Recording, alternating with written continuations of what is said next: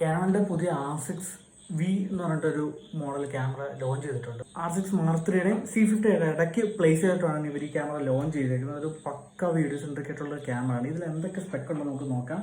ഇതിനകത്ത് വരുന്നത് 32 മെഗാ പിക്സലിന്റെ ഒരു ഫുൾ ഫ്രെയിം സെൻസറാണ് വരുന്നത് with open gate. 7K 30 FPS open gate raw ഇത് ഷൂട്ട് ചെയ്യാൻ പറ്റും. ആൻഡ് 7K 60 FPS റോ ലൈറ്റിലും ഇത് ഷൂട്ട് ചെയ്യാൻ പറ്റും.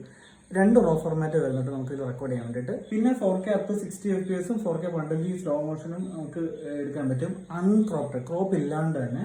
സ്റ്റിൽസിൽ വരുവാണെങ്കിൽ 40 FPS ഇലക്ട്രോണിക് ഷട്ടർ വരുന്നുണ്ട്. ഇതിനകത്ത് മെക്കാനിക്കൽ ഷട്ടർ വരുന്നില്ല. വീഡിയോ സെൻട്രിക് ക്യാമറ ആയതുകൊണ്ട് തന്നെ രണ്ട് കാർഡ് സ്ലോട്ട് വരുന്നുണ്ട്. CF എക്സ്പ്രസും SD കാർഡ് സ്ലോട്ടും രണ്ട് കാർഡ് സ്ലോട്ട് വരുന്നുണ്ട്. പിന്നെ ഇതിനകത്തൊരു കൂളിംഗ് ഫാനും വരുന്നുണ്ട്.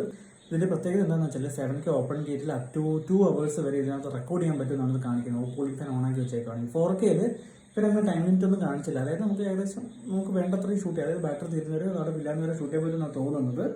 ആൻഡ് ഇതിന് EVF വരുന്നില്ല, വ്യൂ ഫണ്ടർ വരുന്നില്ല. ഇതിന്റെ പ്രൈസ് റേഞ്ച് വരുന്നത് $2,500 സൈഡിൽ കാണിച്ചേക്കുന്നത്. അത് ഏകദേശം ഒരു 2,30,000 മേളിൽ ആ ഒരു റേഞ്ചിൽ വരാൻ ചാൻസ് ഉണ്ട്. C50 വെച്ച് കമ്പയർ ചെയ്യുമ്പോൾ ഇതിനകത്ത് വന്നിരിക്കുന്ന ഒരു മെയിൻ സാധനമാണ് IBIS. അതായത് 7 സ്റ്റോപ്പ് സ്റ്റെബിലൈസേഷൻ ആണ് ഇതിനകത്ത് വരുന്നത്. C50 എടുക്കണം, പക്ഷെ അതിനുള്ള ബഡ്ജറ്റ് ഇല്ല എങ്കിൽ നിങ്ങൾക്ക് പറ്റിയൊരു സാധനം കൂടെയാണിത് എന്ന് വേണം പറയാം. ഏതായാലും ഈ ക്യാമറയെ പറ്റിയിട്ട് നിങ്ങൾക്ക് എന്താണ് തോന്നുന്നത്? ആൻഡ് ഇതിന്റെ മെയിൻ കോമ്പറ്റീറ്റേഴ്സ് ആയിട്ടുള്ളവർ അവിടെ ഇരുന്ന് വിയർക്കുമായിരിക്കും. ഇപ്പം അടുത്ത ദിവസം തന്നെ സോണിയുടെ A7R6 ലോഞ്ച് ചെയ്യാൻ പോവുകയാണ്. അതിന്റെ സ്പെക്ക് എന്താണെന്ന് അറിയത്തില്ല, എന്താണെന്ന് നോക്കാം. ഈ ഒരു വീഡിയോ കണ്ടിട്ട് നിങ്ങൾക്ക് ഈ ക്യാമറ പറ്റി നിങ്ങളുടെ അഭിപ്രായം എന്താണെന്നുള്ളത് ജസ്റ്റ് കമന്റിൽ ചെയ്യുക. ആൻഡ് ഇതേപോലത്തെ വീഡിയോസിനായിട്ട് പേജ് ഫോളോ ചെയ്യാം.